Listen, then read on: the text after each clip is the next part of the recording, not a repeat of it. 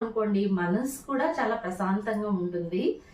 నాకు ఆ కాశీ గురించిన అద్భుతాలు చెప్తున్నప్పుడు నా మనసులో ఒకటి అనిపించింది. శివార్చన చేస్తున్నప్పుడు నేను ఒకటే అనుకున్నానని, ఎప్పటికైనా స్వామి ఒక్కసారైనా కూడా కాశీకి వచ్చి నీ దర్శనం చేసుకోవాలి స్వామి, నా జీవితంలో, నా లైఫ్ లో అసలు నేను నిన్ను చూడగలుగుతానా స్వామి అని అనుకున్నానండి. మనసులో జస్ట్ ఆ ఊహ వచ్చింది అంతే.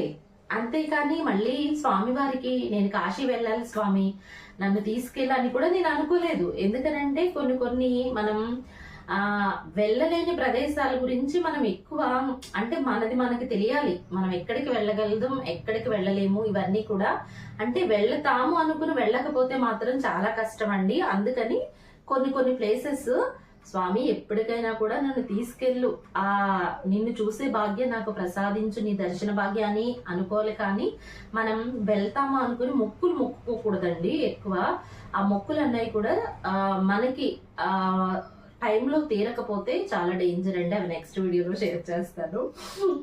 అసలు జస్ట్ పంచామృతాలతోటి మామూలు అభిషేకం చేస్తున్నప్పుడు మనసులో అనిపించింది, నేను అసలు ఎప్పుడైనా నా లైఫ్ లో ఒక్కసారైనా వచ్చి నీ దర్శనం చేసుకోగలదునా స్వామి అని అనిపించిందండి. నిజంగా అలా అనుకున్న 2 years లోనే, 2 years 1.5 year అసలు నా కళ్ళని నేను నమ్మలేకపోయానండి. అంత మంచి అదృష్టం 2 సార్లు మళ్ళీ స్వామి వారిని అసలు నిజంగా నేను మనసులో మర్చిపోలేనండి.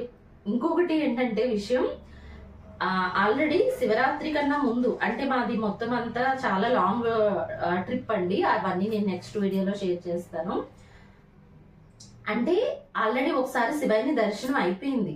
శివరాత్రి రోజు ఇంకా దర్శనం మాకు అవ్వదేమో అనుకున్నాం. ఎందుకనంటే లైన్ ఉంటదండి, అసలు ఇంత అంతా లైన్ ఉండదు. శివరాత్రి రోజున నేను ఒకటే అనుకున్నాను, సాయంత్రం ముందుసారి దర్శనానికి వెళ్ళినప్పుడు మాకు 2 గంటలు పట్టిందండి, 2 గంటలన్నర పట్టింది.